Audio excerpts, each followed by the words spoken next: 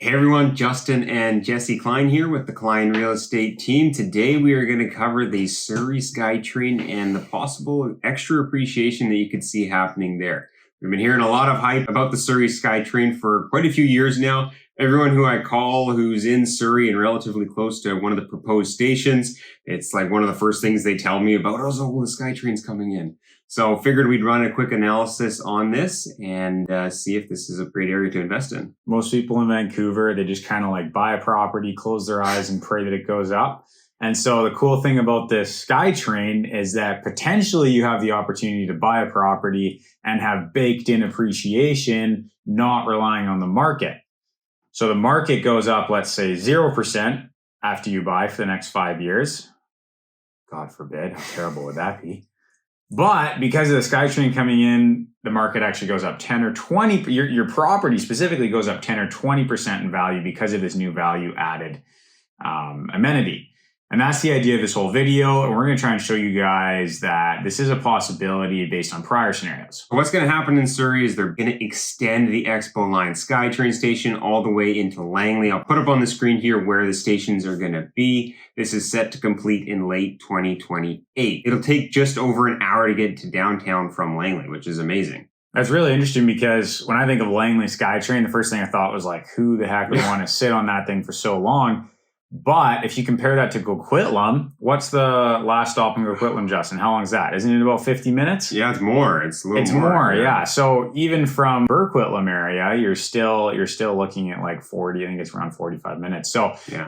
And that's about the same as Surrey City Centre. So Cloverdale will be about the same as parts of Coquitlam, which is shocking. And potentially we could see a pretty large value boost because of this. Because right now, the Fraser Valley pricing is less than Coquitlam. And so we used Coquitlam as our case study. In 2011, similar plans were made to extend the Millennium Line into North Coquitlam, and the construction was then complete in 2016, which opened up access to Vancouver. In this case, like I said, just under an hour instead of just over an hour. So what happened in Coquitlam was very interesting. We took a look at the numbers, and our basic analysis, just purely looking at the price per square foot growth, concluded that having the Skytrain introduced actually correlated to a significantly higher rate of appreciation than compared to areas with pre-existing Skytrain stations. So from 2014 to 2017, North Coquitlam outperformed the neighboring cities. We took a look at Metrotown, Quay, Brentwood, and Collingwood, and the average 3-year appreciation across these cities was 73%.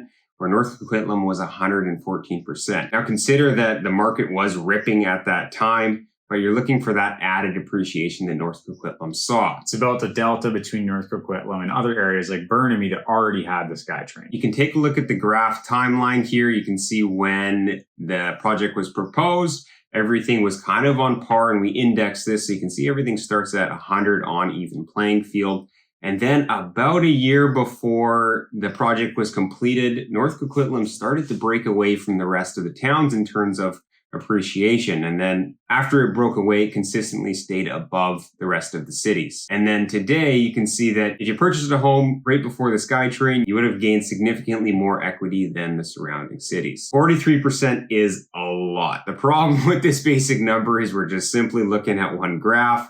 You know, do I think that Surrey's all of a sudden going to see 43% more appreciation than neighboring cities because of the Skytrain? Probably not. Yeah, graphs are fun and stats seem legit, but there's always something going on under the hood with statistics that you really got to know the numbers, especially in real estate when it's about unit composition, unit mix, like, you know, okay, well, there was a bunch of new towers built in North Coquitlam, and that increased the price per square foot simply because now there's way more newer condos selling than old condos. Things like that will skew the numbers, make it look like it was appreciating when really it wasn't. And there's no real way to separate out the data like that. It's too messy in real estate. So what we did is we went and we compared unit to unit appreciation in Metrotown and then North Coquitlam over the same time frame. So you kind of take out all that dirty data. What we found was taking a 2014 sale and the exact same unit resold in 2017. Price growth in Metrotown was 57% and North Coquitlam was 77%. So still 20% extra, which is phenomenal. That is really good. So this could point to Cloverdale, Langley prices and Fleetwood bumping by 20%, not due to the market, even if the market stays flat, simply because the SkyTrain comes in. That happened in North Coquitlam. Do we think it's going to happen in Surrey and Langley? The problem is Surrey and Langley has appreciated a lot more than Coquitlam over the last 5 years. And typically real estate within the lower mainland, tends to move in trends from city to city. Vancouver will run really hard for 5 years. And then it'll be flat for 5 years. Like if prices haven't moved in Vancouver for the last 5 years. Meanwhile, condos in Fraser Valley and Surrey and Langley are up 50% in the last 5 years. So now what do you expect happens in Fraser Valley, Surrey and Langley? Are those going to go up another 50%? Well, no, they're probably going to be a bit flatter over the next 5 years. Vancouver, which has been flat for the last 5 years, has a much higher chance of going up the next 5 years. So it's called reversion to the mean. It happens in stocks as well. Basically, the idea that areas and property types don't go up more than the average forever. They might run up, 15% a year for 5 years, but then they kind of got to do like 0% a year, 2% a year to cool off for the next 5 years, get back to that baseline again. So when we think about that, it looks like maybe a 10%, maybe a 15% increase because of the SkyTrain. If you push up like 20%, 30%, you start bumping into the Coquitlam prices per square foot. Do we think that Surrey and Langley is really going to get on par with Coquitlam after the SkyTrain's in? I mean, it's possible in some of like the really central areas, but these areas where you're going to have a high renter population, lots of amenities, areas improving over time, it's possible that rents go up and someone goes, hey, I can live in Coquitlam or I can live in Surrey and get to downtown in the same amount of time, purely from a commuting perspective. But then again, it's Coquitlam. And then it's Surrey, man. So unless Surrey and Surrey is rebranding, they're getting a lot better. They're improving. Are they going to catch up to Coquitlam? I just don't see it. It's still over the bridge, right? And whenever we talk to people, whenever we take them out, it's always like, oh, if I could just have a place in Vancouver, that'd be so nice, but it's too much. So Burnaby, if we see something in Burnaby, but you know what? I know I'm going to get more house in Coquitlam, so we're probably going to buy in Coquitlam.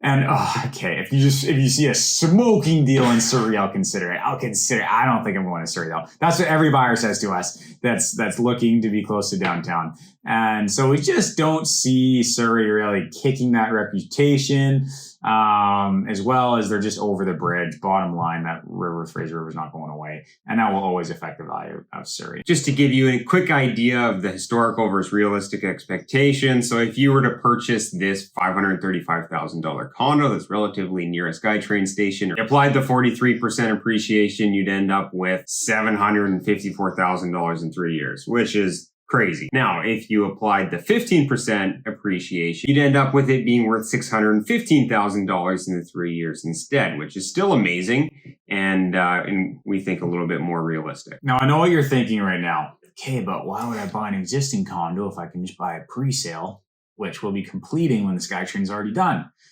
And I like the way you think, but unfortunately the pre-sale market's a little bit cooked and prices are like 20% higher than if you buy an existing unit that's brand new.